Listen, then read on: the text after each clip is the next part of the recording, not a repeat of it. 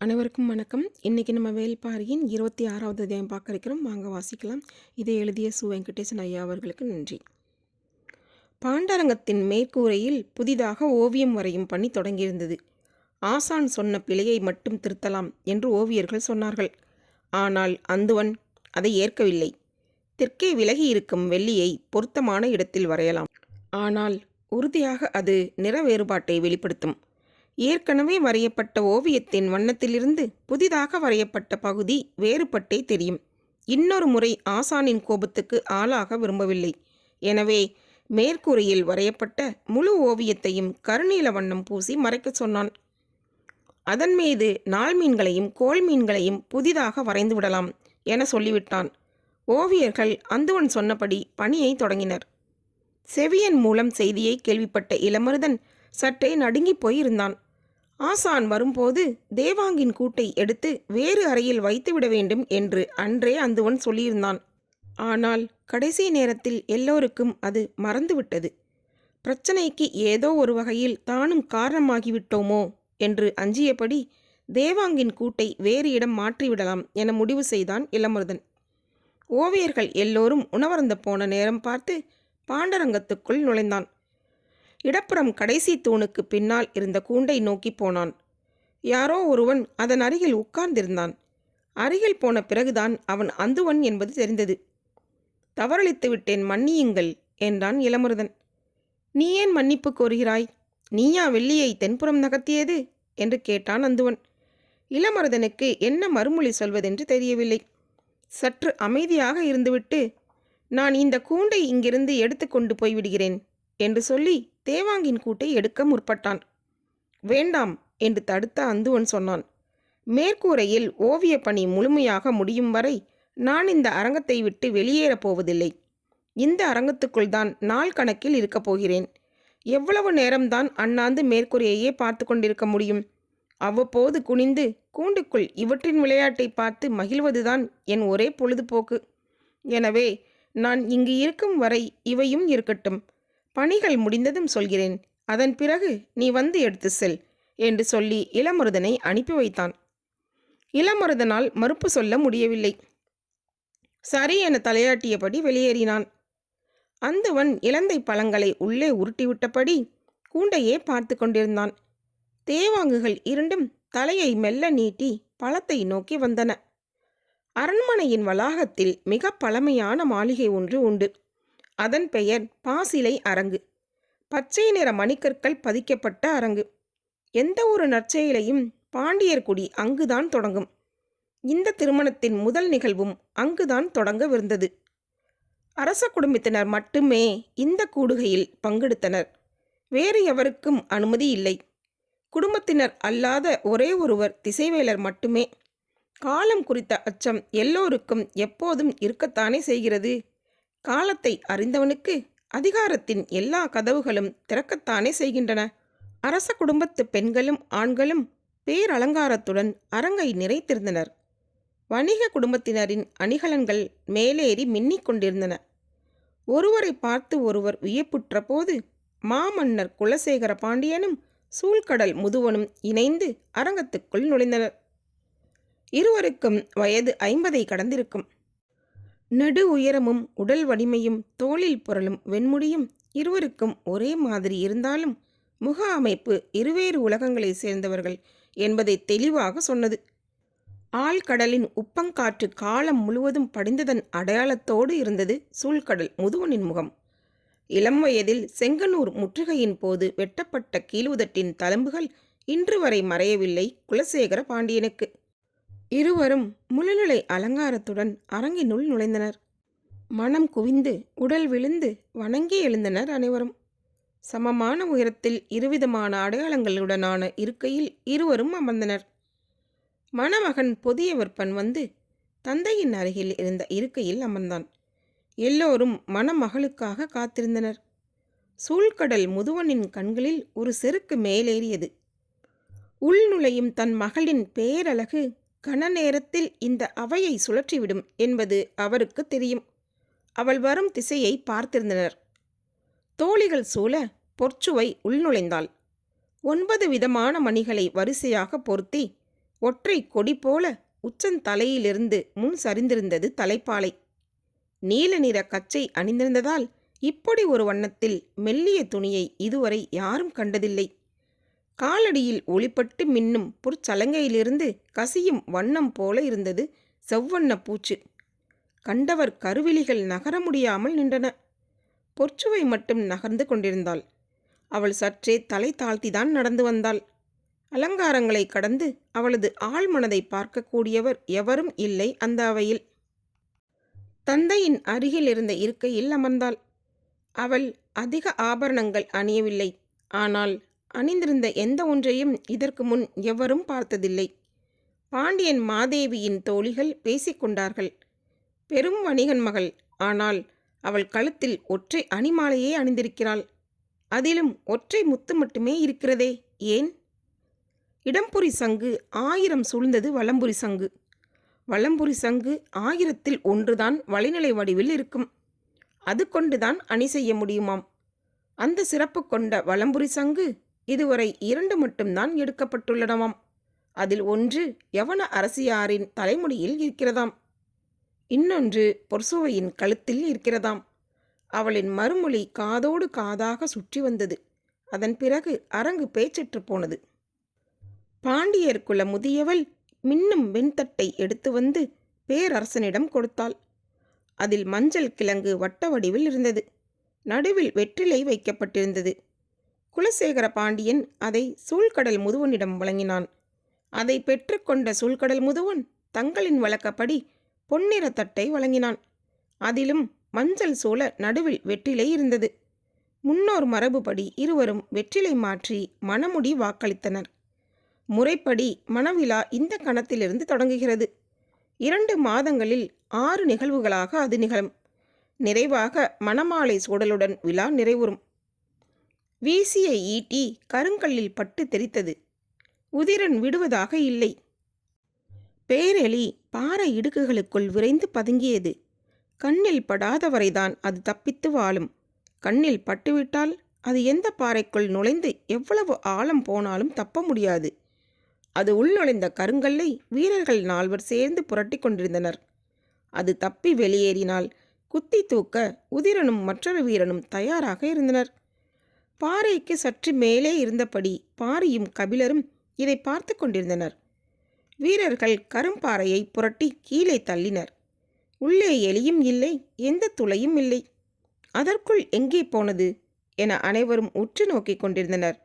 எல்லோரும் பார்த்து கொண்டிருக்கையில் அது எப்படி தப்பி போயிருக்க முடியும் என்று எண்ணிக்கொண்டிருக்கையில் யாரும் எதிர்பாராமல் வேறொரு திசையிலிருந்து குத்தி தூக்கினான் உதிரன். அதன் கீச்சொலியோடு எல்லோரின் உற்சாக ஒளியும் கலந்தது. இந்த செயலை கண்டு தன்னையும் அறியாமல் சீல்கை அடித்தான் பாரி. பிடிப்பட்ட பேரெலியை சிறு கூடையில் போட்டுக்கொண்டு அடுத்த பாறையை நோக்கி நகர்ந்தனர். வழக்கம் போல் வீரர்கள் முன்னால் போக பாரியும் கபிலரும் பின்னால் வந்து கொண்டிருந்தனர்.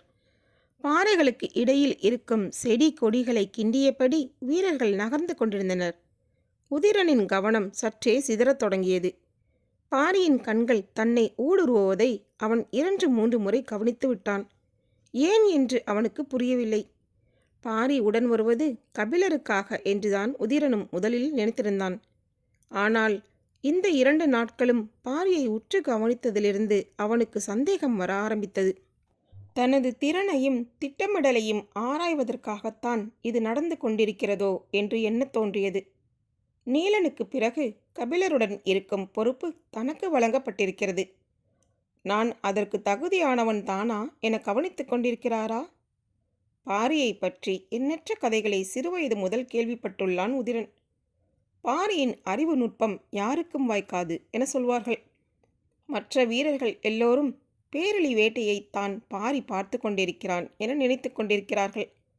ஆனால் பாரியின் கவனம் வேறொன்றாக இருக்கவே வாய்ப்பு அதிகம் என்று உதிரனுக்கு தோன்றியது. உதிரன் துல்லியமாக குத்தி தூக்கியதை வியந்து பாராட்டியபடி வந்து கொண்டிருந்தார் கபிலர். பாரி மறுமொழி சொல்லாமல் நடந்து வந்தான். அப்போது சீல்கை அடித்துவிட்டு, இப்போது எதுவும் சொல்லாமல் வருகிறாய் என கேட்டார் கபிலர். நான் சீல்கை அடித்தது உதிரனுக்காக அல்ல, பேரெலிக்காக. என்ன சொல்கிறாய்? தடித்த உடலை கொண்டதால் பேரழியால் வேகமாக ஓடவோ சிற்றிடுக்குகளுக்குள் நுழையவோ முடியாது. அப்படியிருந்தும் எத்தனையோ விலங்குகளிடமிருந்து அது தப்பி உயிர் வாழ்கிறது என்றால் அதன் தந்திரம்தான் காரணம். சமவெளியில் இருக்கும் நரியின் தந்திரத்தை விட மலைமுகட்டில் இருக்கும் பேரழியின் தந்திரம் வியக்கக்கூடியது. அப்படி என்ன அங்கே நிகழ்ந்தது? நீ எதை கண்டு சீல்கையடித்தாய்? பாறையில் இருந்து வெளியேறி வந்த எலியும் உதிரன் குத்தி தூக்கிய எலியும் வெவ்வேறு எலிகள். உள்ளிருந்து வந்தது வலப்புறம் ஓடிய வேகத்தில் அந்த சிறு புதருக்குள் இருந்த இன்னொன்று எதிர்பாராமல் வெளியேறியது. அதைத்தான் உதிரன் குத்தி தூக்கினான். அவனது காலடியின் அருகில்தான் வெளியேறி வந்த எலி பதுங்கியிருந்தது. நீ ஏன் அதை தெரிவிக்கவில்லை? அது எனக்கு தப்பித்தலை கற்றுக் கொடுக்கிறது. நான் எப்படி அதை காட்டிக் கொடுப்பேன்? எதிர்பாராத மறுமொழியாக மட்டுமல்ல, வேட்டையின் ஒழுங்குக்கு எதிரான மறுமொழியாகவும் இருப்பதாக கபிலருக்கு தோன்றியது. வேட்டைக்கு பொருள் என்ன பாரி? தாக்குதலும் தப்பித்தலும். நீங்கள் எந்த பக்கம் இருந்தும் இந்த விளையாட்டை பார்க்கலாம். நீ எந்த பக்கம் இருந்து இதை பார்த்தாய்? வேட்டையை நான் எப்போதும் தப்பி செல்லும் விலங்கின் பக்கம் இருந்துதான் பார்ப்பேன்.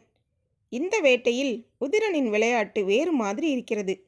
எனவே நான் எந்த பக்கமும் சாராமல் இருக்கிறேன். ஏன் அப்படி? உதிரனின் செய்கை அப்படி. அவன் வேண்டுமென்றே தப்பிக்க முடியாத பேரழியாக பார்த்து வேட்டையாடுகிறான். அந்த எலி கொண்டு உங்களுக்கு ஆடை நெய்ய எண்ணுகிறான். பாரி சொல்வதன் விளக்கம் கபிலருக்கு புரியவில்லை. தப்பிக்க முடியாத பேரழியை கொண்டு மட்டும் ஆடை நெய்வதன் பொருள் என்ன? புரியவில்லையா? என்றென்றும் உங்களை பரம்பு நாட்டிலே வைத்து கொள்ள வேண்டும் என்பதுதான். சொல்லிவிட்டு பாரி நடந்து கொண்டிருந்தான். கபிலர் அப்படியே நின்றுவிட்டார். ஒரு கணம் கழித்து கேட்டார், நீங்கள் இருவரும் என்னைத்தான் வேட்டையாடி கொண்டிருக்கிறீர்களா? நிச்சயம் இல்லை என்று சொன்ன பாரி சற்றே இடைவெளி விட்டு சொன்னான், பிடிபட்ட பிறகு எவராவது வேட்டையாடுவார்களா? பதில் கேட்டு அடங்கா சிரிப்பை வெளிப்படுத்திய கபிலர் சொன்னார், கூடு என்பது பறவைக்கான தங்குமிடம், வானம்தான் வாழ்விடம். உண்மைதான். ஒரு நாள் உங்களின் வானமே நாங்களாக விரிந்திருப்போம். பாரியின் தோழமை எல்லை கடந்து விரிந்து கொண்டிருந்தது. மலையின் கீழ் திசையில் ஊசி புகை மேலெழுந்து கொண்டிருந்தது. வேட்டையாடி கொண்டிருந்தவர்கள் பாறையின் இடப்புறம் இருந்ததால் அதை பார்க்கவில்லை. பாறையின் மேலே பாரி நின்றதால் அதை பார்த்தான். அந்த திசை நோக்கி அப்படியே நின்றான். அதை கவனித்தபடி கபிலரும் நின்றார். மிக தொலைவில் கீழ்காட்டின் நடுவில் இருந்து ஊசி போல் மெல்லிய புகை மேல் நோக்கி போய்க் கொண்டிருந்தது. காற்று வீசவில்லை என்பதால் புகை கலையாமல் உச்சிக்கு போனது. உற்று பார்த்து கொண்டிருந்த பாரியை பார்த்து கபிலர் கேட்டார், என்ன அது? காட்டின் ஊடே இருந்து புகை வர காரணம் என்ன? அங்குள்ளவருக்கு உதவி தேவைப்படுகிறது என்று சொல்லிவிட்டு இடப்புறம் திரும்பி பார்த்தான். பாறையின் இடப்புறம் பேரழி வேட்டையில் உதிரன் குழு மிகவும் கவனமாக இருந்தது. பாறை மறைந்திருந்ததால் எழும் ஊசி புகையை அவர்கள் பார்க்கவில்லை. காட்டுக்குள் இருக்கும் யாருக்கேனும் உதவி தேவைப்பட்டால் படர்ந்து கிடக்கும் சென்றிக் கொடியை பறித்து தீக்கற்களால் தீமூட்டுவார்கள். அந்த கொடியில் தீப்பற்றி எரியாது, புகை மட்டுமே வரும். அவ்வாறு கசியும் புகை கீழே படராது, அறுந்து விடாமல் மேலெழும்பிக் கொண்டே இருக்கும். எங்கிருந்து பார்த்தாலும் உச்சி நோக்கி விடாமல் மேலும் ஊசி புகையை பார்த்துவிட முடியும். உடனே அவருக்கு உதவி செய்ய மக்கள் போய்விடுவார்கள் என்றான் பாரி. அப்படியென்றால் அவர்களுக்கு உதவி செய்ய வீரர்களை அனுப்பாமல் இருப்பது ஏன்? தொலைவை கணக்கிட்டால் நாம் இருக்கும் இடத்தை விட குறைவான தொலைவில் தென் திசையில் ஊர் ஒன்று உண்டு. அங்கிருந்து மக்கள் புறப்பட்டு போயிருப்பார்கள். இன்னும் சிறிது நேரத்தில் தெரிந்துவிடும். எப்படி என கேட்டார் கபிலர். அதோ பாருங்கள் என அந்த திசையை நோக்கி சுட்டிக்காட்டினான் பாரி. ஏற்கனவே மேலெழுந்த ஊசி புகையின் அருகே இன்னொரு ஊசி புகை மேலெழுந்து கொண்டிருந்தது. மற்றொரு புகை மேலெழுந்தால் உதவிக்கு ஆட்கள் போய்விட்டார்கள், வேறு யாரும் வரவேண்டியதில்லை என்று பொருள் என்றான் பாரி. பாறைகளை சூழ்ந்தபடி பேரழியை விரட்டிக்கொண்டு இங்கும் அங்குமாக ஓடிக்கொண்டிருந்தனர் வீரர்கள். இன்று 4 பேரழியை ஆவது பிடித்துவிட வேண்டும் என்று உதிரன் மிக தீவிரமாக செயல்பட்டு கொண்டிருந்தான். காட்டுக்குள் பிறவற்றிலிருந்து தப்பித்தலை போல பிறருக்கு தன்னை காட்டிக்கொள்வதும் சம முக்கியத்துவம் உள்ள கலைதான். ஒவ்வொரு உயிரினமும் இந்த 2 வித்தைகளையும் தெளிவாக தெரிந்திருக்கிறது. நாம் அவற்றிடமிருந்து கற்றுக்கொள்ள எவ்வளவோ இருக்கின்றன என்று பேசியபடி வீரர்களை நோக்கி பாரியும் கபிலரும் வந்து கொண்டிருந்தனர். பெரும் புதருக்குள்ளும் கரும்பாறை இடுக்குகளுக்குள்ளும் வீரர்கள் விடாமல் தேடினர். கண்களில் ஒன்றும் அகப்படவில்லை. உச்சி பொழுது கடந்து கொண்டிருந்தது. இன்னும் சிறிது நேரம்தான் வேட்டைக்கு கிடைக்கும். அதன் பிறகு இடுக்குகளில் மறைந்து வாழும் உயிரினங்களை கண்டறிவது இயலாத காரியம். கபிலர் நடப்பதற்கு ஏற்ப வழிகளை தேர்வு செய்து அவரை அழைத்து வந்து கொண்டிருந்தான் பாரி. வீரர்கள் பாறை இடுக்குகளை கிளறி கொண்டிருக்க உதிரன் மட்டும் தனியாக கீழ் நோக்கி போய்க் கொண்டிருந்தான். சற்று தொலைவில் இருந்தே அதை கவனித்தான் பாரி. உதிரன் போய்க் கொண்டிருந்த திசையில் தனித்த மரம் ஒன்றிருந்தது. அதை நோக்கித்தான் அவன் போகிறான் என்பது தெரிந்தது. தொலைவில் இருந்து பார்க்கையில் அது என்ன மரம் என்பது யாருக்கும் பிடிபடவில்லை. போய்கொண்டிருந்த உதிரன் மரத்தின் அருகில் போகாமல் சற்று தொலைவிலேயே நின்றுவிட்டான். அனைவரும் அவனை நோக்கி இறங்கி வந்தனர். பாரியின் கண்கள் அவற்றை கண்டறிந்தன. கபிலரிடம், நீங்கள் இங்கேயே அமர்ந்திருங்கள் என்று பாறை ஒன்றின் மேல் உட்கார வைத்துவிட்டு அந்த இடம் போனான். தொலைவிலேயே கபிலரை உட்கார வைத்துவிட்டு தனித்து வரும் பாரியை பார்த்த உதிரன், இது என்ன மரம் என்பதை அங்கிருந்தே பாரியின் கண்கள் கண்டறிந்து விட்டன என்று தெரிந்து கொண்டான். உதிரன் இருக்கும் இடத்துக்கு எல்லோரும் வந்து சேர்ந்தனர். தனித்திருக்கும் அந்த மரத்தின் அடிவாரத்தில் அங்கும் இங்குமாக வண்டுகள் செத்து கிடந்தன. எறும்புகளோ கரையான்களோ அவற்றை உண்ணவில்லை. அங்கு வந்து நின்ற எல்லோரின் கண்களும் கீழே கிடப்பனவற்றை உன்னிப்பாக பார்த்தன. அது வண்டுக்கடி மரம். அந்த மரத்தின் இலைகளுக்குள் வண்டு பறந்தாலோ கிளைகளின் மீது உட்கார்ந்தாலோ சிறிது நேரத்திலேயே மயங்கி கீழே விழுந்துவிடும். அதன் பிறகு மயக்கம் தெளியாமலேயே இறந்துவிடும். இறந்ததை மொய்ப்பதற்கு கூட எதுவும் அருகில் வராது. காட்டின் மிக அரிதான மரங்களில் வண்டுக்கடி மரமும் ஒன்று. காட்டுக்கு பழக்கப்படாத புதியவர்களின் மீது இதன் வாசனை பட்டாலே உடலெல்லாம் வீங்கிவிடும். மூக்கில் ஏற்படும் எரிச்சல் தாங்க முடியாது. அதனால்தான் கபிலரை தொலைவிலேயே உட்கார வைத்துவிட்டு வந்தான் பாரி. கபிலர் வந்ததிலிருந்து வண்டுக்கடி மரம் கண்ணில் படாதா என்று பலமுறை எண்ணியுள்ளான். ஏனென்றால் வண்டுக்கடி மரத்தின் பட்டையை அரைத்து தேய்த்தால் காட்டுப்பூச்சிகள் எவையும் அண்டாது. பரம்பிலேயே பிறந்து வாழ்பவர்களுக்கு இது தேவையில்லை. ஆனால் வெளியிலிருந்து வருபவர்களுக்கு, அதுவும் குறிப்பாக மழைக்காலத்தில் வந்து தங்குபவர்களுக்கு பெரும் பாதுகாப்பு கவசத்தை இதுவே அளிக்கும். அந்த மரப்பட்டையை உரிப்பது கடினமான பணி. அருகில் போய் பீத்து எடுக்கவெல்லாம் முடியாது. அதன் வாசனை எந்த நேரமும் மயக்கத்தை உருவாக்கும். என்ன செய்யலாம் என சிந்தித்தனர். உதிரன் தான் தனது ஈட்டியை மரத்தின் அடிவாரத்தை நோக்கி வீசி எறிந்தான். அது மரத்தின் தூர் பகுதியின் விளிம்பில் குத்தி நின்றது.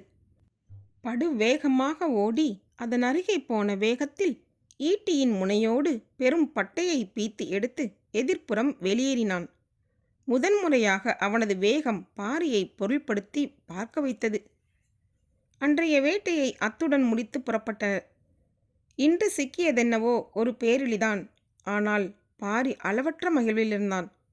என்னை ஏன் தனியே உட்கார வைத்துவிட்டு போனீர்கள் என்று கபிலர் கேட்டதற்கு பாரி பதில் சொன்னான். அளவற்ற மகிழ்வோடு இருந்தது பாரியின் பதில். பரம்பில் நீங்கள் இருக்கும் ஒவ்வொரு பொழுதும் என் மனம் பதற்றத்தில்தான் இருந்தது. அதுவும் கார்காலம் தொடங்கிய பிறகு என் பதற்றம் அளவற்றதாகிவிட்டது. எண்ணற்ற பூச்சிகள், உயிரினங்கள் வாழும் இந்த காட்டில் கண்ணுக்கு தெரியாத சிறு பூச்சி கூட பெரும் நஞ்சை உட்செலுத்திவிடும். அதன் பிறகு நஞ்சுமுறி கொடுக்கும் வரை உங்களின் உடல் அதை தாங்குமா என்பது தெரியாது. எனவே என் பதற்றம் அதிகமாகி கொண்டேதான் இருந்தது.